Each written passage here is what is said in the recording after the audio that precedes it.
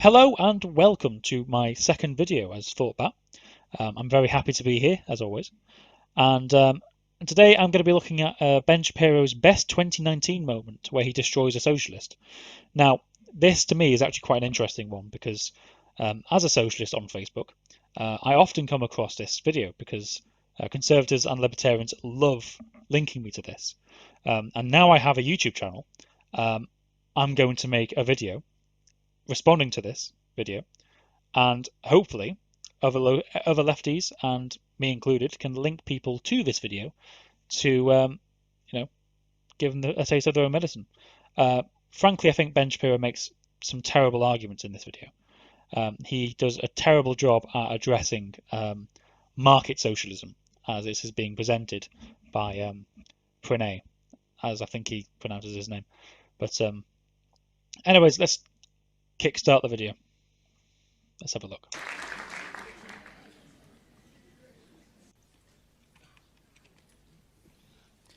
Ben Shapiro, thank you for coming to GW. My name is Pranay. I'm a freshman here, and full disclosure, I am a socialist. And so much for the tolerant right. So my question is about... You're here, right? I mean, like, we'll treat you well, don't worry. So my question is, I've seen your videos, I've seen you at other universities here talking about the immorality of socialism, and when you do, you focus on socialism as the idea of wealth redistribution. True. The reason why Ben Shapiro focuses on the wealth redistribution aspect of socialism is because without addressing the main point, which is obviously the working class owning the means of production instead of the bourgeoisie, you can always treat the welfare state as something that is inherently dependent on capitalism. And from that foundation, you can make a load of other arguments. Just based on you can make a moralistic sort of capitalism makes, socialists take, that kind of narrative. You can call the socialists parasites and all the rest of it. Economically, you can talk about how these things are opposed to one another, completely, without much success. I think the Scandinavian countries will provide a decent example of how you can have a lot of wealth redistribution without it being a negative thing. But they like to stick to that wealth redistribution aspect because, one, I think it helps them narratively, and two, I don't think they know how to address the other points, as we'll see in this video. Taking from the rich, giving to the poor, taking from whoever, giving to whoever. But I think that ignores and that misses the point of what many socialists, myself and many of my comrades, see socialism as being. And in fact, what we see as integral, the debate of how much to redistribute wealth is a separate debate altogether, but the fundamental tenet of socialism is control of the means of production by the workers. The idea that a worker is entitled to the full product of their labor. This is manifested in the real world in the example of worker cooperatives, employee-owned businesses, and so on. So setting aside any notions of wealth redistribution, someone already asked about that, what is so immoral about believing that a worker is entitled to the full value of their labor, especially given that such the enterprises organized in such a way have been shown to be more effective than traditionally capitalistically organized businesses? Now, this is a fantastic question, not only because it draws attention to the very fundamental part of socialism, which is workers owning the means of production. It really frames it in a way that it does a better job at doing what conservatives and libertarians say capitalism does than capitalism, as in returning the value of labour, value of labour's products rather, back to the labourer. And you will see Ben Shapiro in a minute completely collapse over this idea. He just doesn't get it. He will not get it, and it's quite funny to watch. Problem is, I've seen it a couple of times now as I tried to record this video with some horrible audio problems. But anyways, I'll continue. Okay, so I think we have to separate out a couple of strands there. Number one, if you're going to talk about the efficacy of workers owning the means of production, are we talking about the government owning the means of production, or are we talking about workers owning the means of production? See, despite Pranay literally saying, I'm talking about worker cooperatives, Ben Shapiro gets confused. He's like, oh, what are you talking about? The government owning the means of production? Because he just wants to go straight into a script of why totalitarianism is bad. I mean, great, gold star for you, Ben. Totalitarianism bad. But that's not the fucking point that's being made. The reason Ben does this is because he can spew a load of irrelevant but convincing crap and still look like he's won the argument. Anyways, I'll play this. I'll show you what he does, and then I'll explain a little bit more. Because if you're talking about the government, that is wildly untrue. The last statement that you just made, that it's effective. When the government owns the means of production, generally everything blows. Okay, that's actually the story of Cuba. That is the story of Venezuela.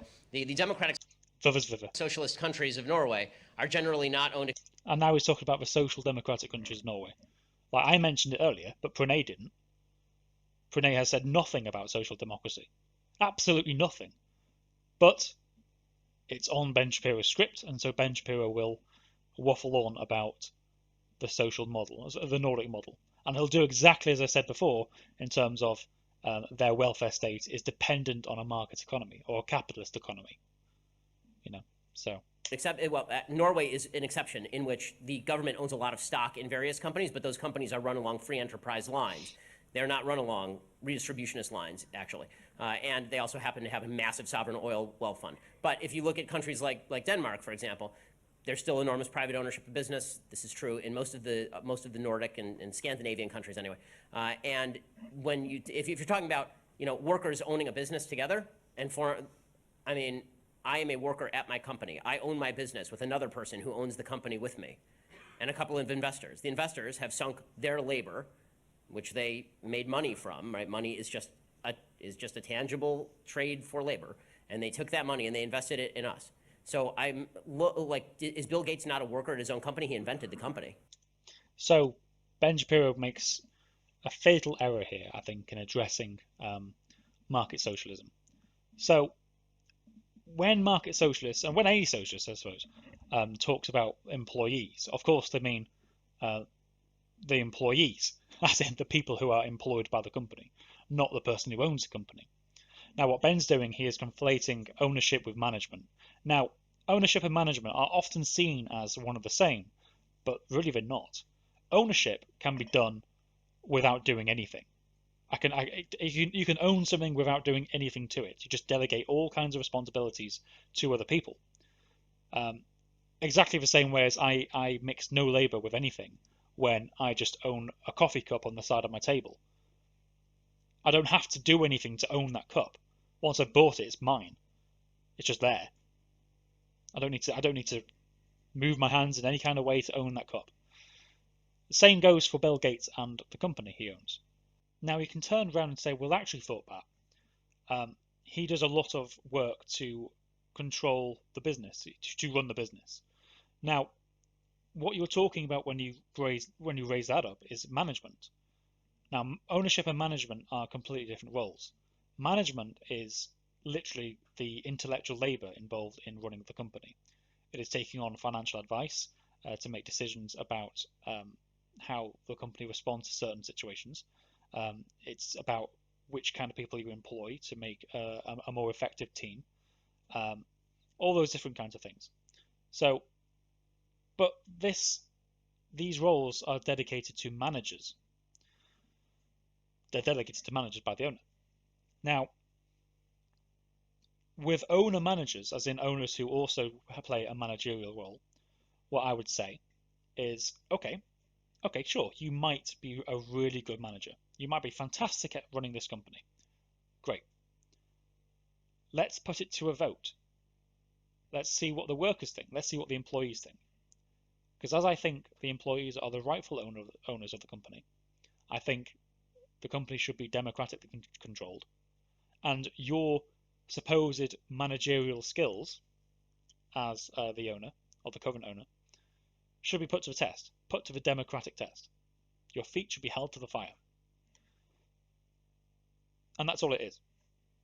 But with owners, you can't do that because they own the company. It's undemocratic. The workers can't kick Bill Gates out if they think Bill Gates is doing a bad job. They can't even give him approval if they think he's doing a good job.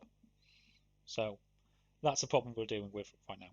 So I'm also wondering how the worker is not owning his own labor when he freely chooses to alienate that labor in exchange for pay. Now, again, this is yet another common talking point for conservatives when they'll tell you that the relationship between employer and employee is 100% voluntary. Now, I would question to what extent the worker has autonomy in this relationship, considering the massive difference in bargaining power the employee has to the employer. Also considering the massive pool of unemployed labour ready to replace him at the drop of the hat, and also including the stakes that the employee has if he doesn't get the job. That is, you're risking not being able to pay your rent, not being able to put food on the table, not being able to pay your bills, etc., etc., etc. So I would really, really question how much autonomy the worker has in that situation. However, I could concede that argument. I could say, yep, okay, I agree. All actions within capitalism are voluntary. But the point is, those actions are taking place within capitalism. For these decisions to be legit and valid, capitalism as a system within which these decisions are being made needs to be justified. So what Ben is doing, he is pointing to things that go on within capitalism and using that to justify capitalism, which is the wrong way around. You need to justify capitalism before saying the things which happen within it are justified. You need to say you need to justify the principles of absentee property or private property to explain why everything that happens within capitalism is justified, not the other way around. My problem with socialism is that it is essentially somebody subjectively deciding the value of your own labor. The beautiful thing about the free market is that you don't get to subjectively decide what your labor is worth, right? You can't go major in something useless and then come to me and say, I want $100,000 a year for my useless major so I can dig holes in the ground, right? That would be, we all. This straw man is quite absurd, to be honest. It's absurd on two levels, because one, he's accusing labour theory of value to be a subjectivist theory. It's not. It frankly isn't. It's an attempt to make an objective claim about the value of someone's labour. It's saying it's determined by the socially necessary labour hours that you put into an object or a commodity. Which leads me to my second point. It's socially necessary labour hours, as in socially necessary, not making mud pies, as Ben will say in a second, not digging holes in the ground, as in creating something that is of social utility.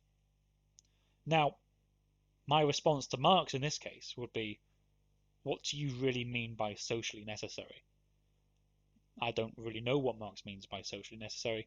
If you're a Marxist, you can put your thoughts in the comments below. I might respond to them. I probably will respond to them.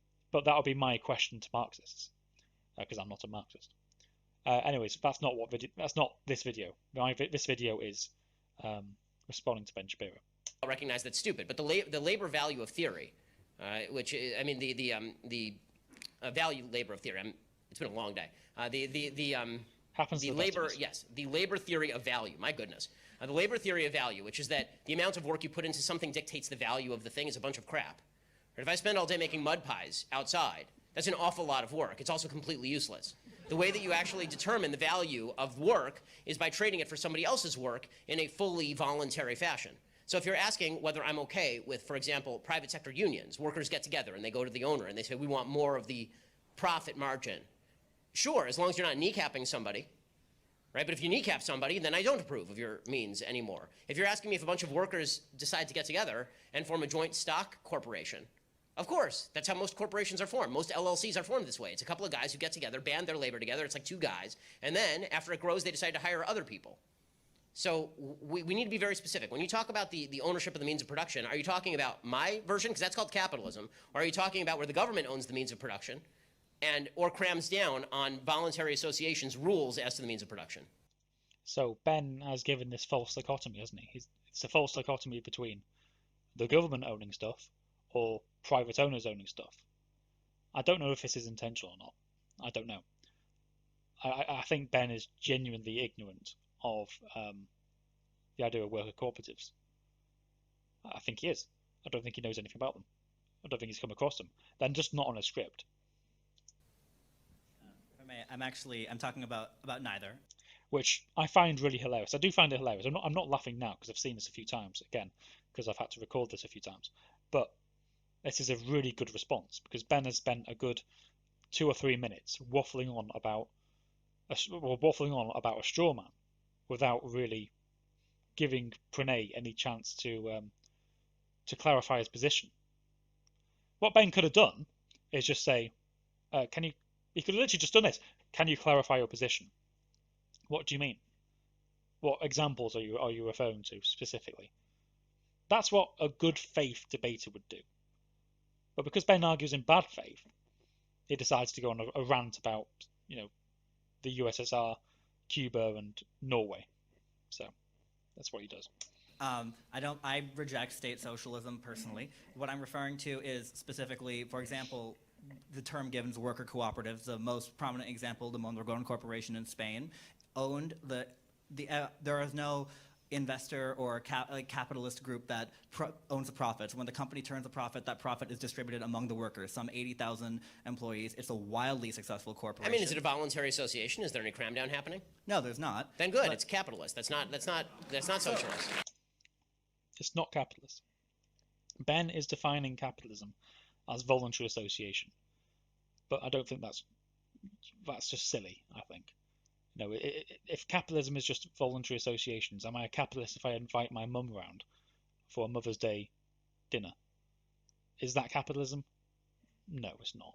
Capitalism is specifically the private or absentee ownership of the means of production. Now, I say private or absentee because I like the term absentee. I think absentee really gets to the root of what our problem is with what's going on, and that's the fact that it's absentee. The owner isn't using the property. I can go into that in a different video.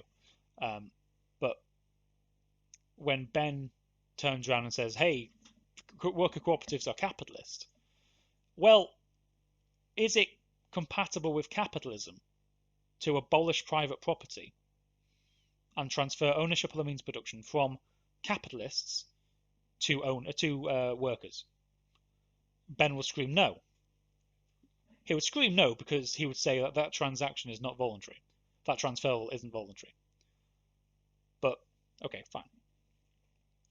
But neither was the transferal of ownership of of slaves. That was not voluntary. What we decided was that the ownership was illegitimate. It was immoral. It was this type of property claim is immoral. It is ethically illegitimate. Therefore, we do not care if you are consenting to having this property taken away from you. So, again, Ben is kind of making a claim based on the assumption that that capitalism is already a legitimate thing, that the private property ownership is already legitimate, ethically sound even. So, and this is what Pranay needs to do. Pranay needs to recognize the assumption that Ben is resting on and really expose it, really start tickling that nerve. But I think he can't, or he can't quite see it because, again, he's in a room full of conservatives and he's got the most popular conservative ideologue on stage smiting him down. So I can't really blame Pranay too much here. I think Pranay's doing a really good job, all things considered. But Pranay he's not sitting in a nice comfy room like me with the internet at my fingertips, or his fingertips, and just responding to this YouTube video. So, he can't quite do that. Anyways, let's continue. It's not. That's free market. That's simply not what capitalism is, though. The term capitalism was coined in the 1850s by a French socialist named Louis Blanc. Right, as a derogatory term. Right, I should actually use the term free market. It's a free market system when voluntarism is associated with it. Right, so that assumes that markets are unique to capitalism, that capitalism has the sole claim on markets, when no one has. You're not arguing for anything that is that violates any single prescription of free markets that I have laid forth. So I'm Exactly. Market socialism has nothing to do with abolishing the free market or violating the free market or doing anything against the free market. It doesn't. It is only opposing capitalism. And we need to separate the idea of capitalism from the idea of free markets. Free markets are just spaces of free and voluntary exchange. That's all they are. That's all a market is. Capitalism is the absentee ownership of production.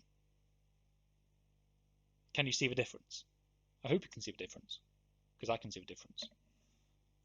So I'm wondering, if we're just arguing over, you're saying that my free market terminology is actually socialist terminology, then we're arguing over semantics. What is it about what I have said that you actually don't like? I'm still wondering. All right, well, what I don't like about what you've said, I believe it's intellectually dishonest for you to lay unequivocal claim for capitalism on the market system and simply say, all right, that's it. I believe that's intellectually dishonest. I think it misrepresents what socialism is. There's not a single theorist of markets who would disagree with a single proposition that I've laid at the roots of what markets are. Yes, there is actually. There's a really good book out. It's been out for a while, called Markets Not Capitalism. And in that, you'll find lots and lots of market theorists, like Benjamin Tucker, like Kevin Carson, like Gary Chartier, like Charles Johnson, like William Gillis, who all believe in free markets, or as they call it, freed markets, but they don't believe in capitalism. That's a few I've just named there. And it's a really good book. It's quite expensive, but it's a good book. I recommend you go and read it. Not one. Okay, there's not one. And your redefinition of socialist to mean free markets where workers are participating in a free market is bizarre to me. It's not to mean free markets. It's to include market socialism. It's to include. It's mainly also to include anarchism. Because people like Ben and conservatives in general would love to say socialism is the state running your life, when really it's not. It's more about public ownership in whatever form, or worker ownership. A definition I like to go by is the direct or indirect ownership of the means of production by workers. And the reason I say indirect and direct is you can have direct ownership, which is in the form of cooperatives and workplace democracy, or you can have indirect, which is the state runs things on behalf of the working class. See what I mean?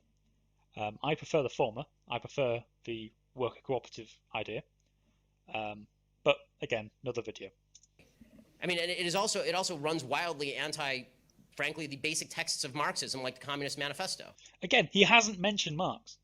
In fact, I bet this guy comes from the group of socialists which were radically opposed to Marx, as in the debate between Marx and Bakunin, they would be on Bakunin's side. I can't tell you exactly what Pranay's position is, but he's not making Marxist arguments here. He has not mentioned Marx. He's not talked about Marx. He's not mentioned Marxism or anything about Marxism. So Ben is just going off on this straw man again, desperately trying to cram this guy, trying to cram Pranay into his script somewhere. But he can't find a slot for him because cooperatives just don't appear there. He doesn't know how to deal with it. And it's quite funny to watch. It's quite interesting. Which requires massive government cram-downs, guild organizations at the behest of government, ownership of the means of production crammed down by a massive system up top. Socialism is only the things that I dislike. Right, I don't... Ben Shapiro, 2019. I'm having trouble. Basically what you're saying to me is that I say a bunch of things are free market, you say, no, they're socialist.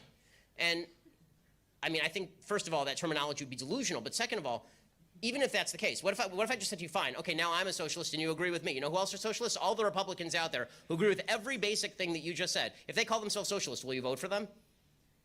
Okay, but Republicans simply do not. You still haven't told me what you disagree with that I've said. You just say that you don't like that I call free markets free markets. When you say... All right. When you say the word socialism, you paint this red scare bogeyman of something that's going to come and like, crush our individual freedom. They called themselves the Soviet Republic. Right, and North Korea calls itself the Democratic People's Republic. Nomenclature doesn't mean anything if it's not backed up by substantial fact. And what I'm trying to say is that what I'm trying to say is that when you say socialism, but you're referring to very specifically state socialism, wherein the government nationalizes all industry, all business, you say that is socialism, that is bad, ergo socialism is bad. It ignores the nuances of socialism is. That's like saying, for example, Christianity. There are a million different strains, different strands, different sects. I know. I'm not asking about a million strains of socialism. I'm asking. I like the way he just sort of sidesteps the idea that there's many different types of socialism. There's many different strains of socialism. I love the way he just puts it to one side, because that idea, that the concept of socialism being an umbrella term involving many different theories, derails Ben's whole platform, really, which is, and the platform is socialism is when the government does stuff. But yeah, it's so obvious to see only when you're sat watching it on YouTube. I have just told you that all of the things that you talked about, workers getting together and organizing their own company and dividing the profits among them equitably as they see fit. This is where, so they're repeating each other now. This is where Pranay really needs to sort of say, no, I am talking about private/absentee property. This is where he needs to say that, but I don't think he knows that's what needs to be done. If you then go on to talking about private property, what I predict Ben will do is then just sort of say, well, what, you want to abolish private property? Well, haha, that's how radical you are. You want to steal all the things I've got? You want to steal my stuff? You know, you can just imagine how that's going to pan out. That is, I'm telling you, that doesn't violate the prescriptions of the free market, so I don't see the problem with it. And you're telling me that you disagree with me. It doesn't violate the prescriptions of the free market, but it does violate the prescriptions definitionally of capitalism. Again, given that capitalism was defined as a derogatory term, capitalism was defined by Louis Blanc and others. So are you saying that companies should not be able to have investors? I'm not saying the company shouldn't be able to have investors, but okay, let's give a more specific example. Let's say Milton Friedman had his example of the pencil, right? So let's say you own a pencil factory. I'm a worker in that pencil factory. You can have all the machinery, you can buy all the raw materials you want, but without me, and presumably many others like me, to assemble the pencils, all you would have is a pile of wood, yellow paint, graphite, rubber, and aluminum. Okay. That would... Aluminum! It's aluminium. Be worth, and that is worth less than the pencil when you try and sell it. And yet, all of that value added by labor, apart from the wages that you give me, which, if we're being honest, there is a major power imbalance in our ability to negotiate that. If all that putting the pencil together requires is basic use of your prefrontal cortex, then yes, your labor is alienable at lower rates than if you are a doctor. Why has he brought doctor up? Well, I know why he's brought a doctor up, because he just wants to sort of say, what, you don't like rich people? Well, doctors are rich people. And look at all the hard work doctors do. Like, no, doctors are working class. GPs are working class. They're one of us. They might not know it yet. But anyway, that's again another video. That's not the fault of the person who owns the machinery. But if all... No one's saying it is. No one's saying it's the fault of the person who owns the machinery. It's more the fault of the system that is the case. I'm not talking about the fact that people earn less than doctors. That's not what I'm objecting to. I'm objecting to the idea that the guy who owns the machinery is paying the workers significantly less than the value of their labor. But if you didn't have workers like me and your pencil factory, and you were just one man... But I do. I have millions of people who are willing to do that voluntarily for me. And he's completely missed the point there. He's completely missed the point. The idea that Pranay is giving to Ben is that you need labor to produce. That value comes from labor, basically. You know what? Sorry, guys. I want to finish the conversation, so we can cut the applause for now until we finish the conversation. Then we'll all applaud at the end. It'll be great. Ben Shapiro destroys conservative audience. We'll go on for like a couple more minutes with this, and then we have to move on. what I'm saying is that yes, we are. What I'm saying is that if you're just one person trying to assemble pencils, you're not going to get very far. You need workers. Capital needs labor infinitely more than labor needs capital. That's... Pranay misspoke here. What Pranay should have said was capitalists, as in business owners, need labor, a lot more than Labour needs capitalists. Labour does need capital. Labour does need facilities. It needs land. You need stuff in front of you for you to wave your hands around and manipulate to make a product of value, basically. But I think that's a genuine misspeak. That's why you have worker cooperatives where the workers I are the fundamentally disagree on the distinction between capital and labor. Capital is just a term for money. Yeah, so that misspeak allows Ben Shapiro to go off on this tangent. If you're talking about money, money does not grow from the ground. Money only has value because it was traded for labor at one point or the products of labor. So if I take my money and I buy machinery, I have invested my labor in doing that because I didn't get the money from nowhere. Even if I got it from my parents didn't get the money from nowhere. The people who built the machines required me to trade something of value to them in order for me to obtain the machines. The people who invented the machines required people to pay them in order to get the patent to that machine so they could build the machine. The problem that I'm... So, Ben is actually making an anti-democratic argument here, which all capitalists will end up doing when arguing against economic democracy.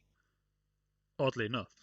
Now, Ben's argument against workplace democracy is very, very similar to the argument made by monarchists in opposition to liberal democracy. It's effectively saying, how we did all the work here. How dare you? How dare you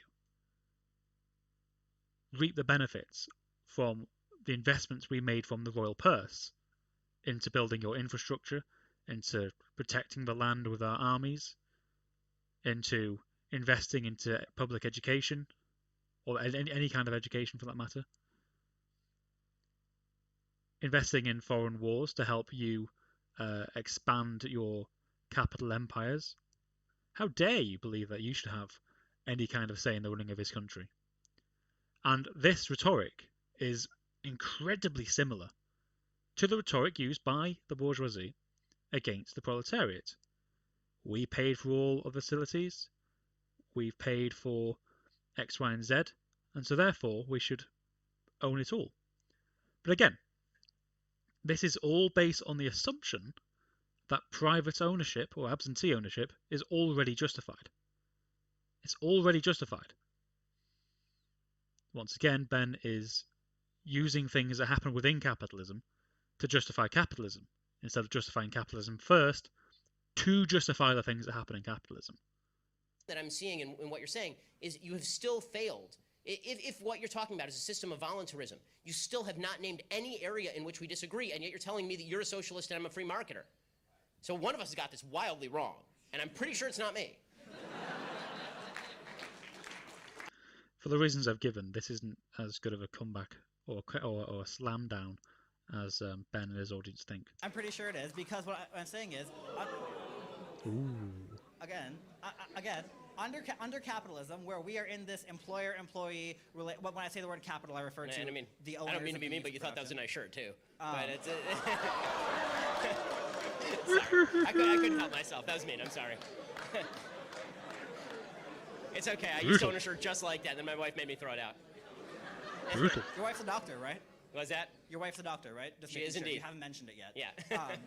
Nice banter. Okay, so what I'm saying One is... more, and then we'll go to the next person. The differentiation I draw, and I'm not alone in this, I'm not one person trying to redefine anything. The differentiation I and many others like me draw between socialism and capitalism is that under capitalism, when you as the owner of the factory, you give me a wage. The wage could be $7.25, it could be $15, it could be whatever an hour. Right? But you give me a wage. All the additional profit above made from selling the pencils or whatever good you produce above what is reinvested into the company ultimately goes to you or the investors, those who own shares in the means of production. Right. Under socialism, those people are the workers, and the example I give, again, is cooperative enterprise. No, those are the people who are investing the risk. So if they carry the risk, then they get the benefit. I don't understand this argument. I don't like this argument at all. Is risk a legitimate basis for power? Think about that. Think about it. And we are talking about power because we're talking about capitalists. We're talking about the position of business owners and the power that they have over their companies, over their capital. It's called economic power. So we're effectively justifying power, claims to authority, through risk, not through any value that they bring to anything, not because of their own merit necessarily, but because of risk. I don't like the way that is. I don't think that's a good idea. Personally, like if there's any conservatives out there or libertarians watching this who can tell me why risk is a good basis for power, then we can have a conversation. The owner of the factory carries the risk, therefore he gets the benefit. The workers in the company you mentioned, if that company were to go bankrupt, they would carry the risk as well as the benefit. If the company goes bankrupt and this guy has to pay off all of his debts, the worker may lose his job, but he's not the one who's going to incur the debt of having gone bankrupt. If you incur risk, then you're the one who pays the downside. The worker does not pay the downside. Okay, it is the investor who pays the downside, who invested in all the machinery, who sunk millions of dollars into making your labor productive. Because guess what? I mean, I think it's quite rare that if a business goes bankrupt, that the business owner has a good chance of going homeless. I think if a business goes bust, the business owner has a far less chance of going homeless than his employees or her employers. I just think that's maybe I can't bring up any evidence to support that, but I just have a hunch that that may be the case, to be honest. Considering that these people are desperate enough to have the low paid jobs as it is, you know? So losing that low paid job might risk them not being able to pay off the rent, not being able to pay off the bills, not being able to pay off the debt that they've racked up by some means or another. I think the workers are taking, have so much more to lose, materialistically speaking, than a billionaire business owner who can probably just, rely on the profits coming in from his rental properties, for example. What your labor is without that machinery? Gunk, nothing. You don't have a pencil to put together. You don't got the wood. You don't got the. Do you know what the machinery is without labor? Non-existent. Think about it. Paint. You don't got the rubber. You don't got the metal. You got nothing. Right? You're sitting there, standing outside, twiddling your thumbs. It required somebody to invest. Who do you think put more in? The guy who spent millions of dollars buying all the machinery, leasing the place, making sure there was a management structure, doing the LLC formation, making sure all the tax code was in compliance. Yeah, again, the person buying and owning the stuff and doing things with that stuff is the capitalist, because only the capitalist is allowed to do that. If he transferred ownership of capital from capitalists to workers, it will be the workers doing all those things. So I'm not too sure. This doesn't justify capitalism. Yet again, I say this, I think, for the fourth time now, Ben is justifying capitalism by talking about the things that go on within capitalism. He is not talking about the principles that capitalism is founded on. But I think we're coming towards the end of this video. Compliance. Or you standing outside because you can stick a piece of graphite into a piece of wood. For the reasons I've given for the past, half an hour, that comeback, that shutdown, that destroy, that decimation wasn't as impactful as I think Ben and his audience believe it was. But there you go. Now we're done. But anyways, that is the end of our video. Thank you very much for watching. I do appreciate it. If you could, give us a like. If you could, give us a subscribe. This is a very, very new channel. And hopefully, we can improve from here. Yeah, I don't really know how to end these things. So see you in the next one. Goodbye.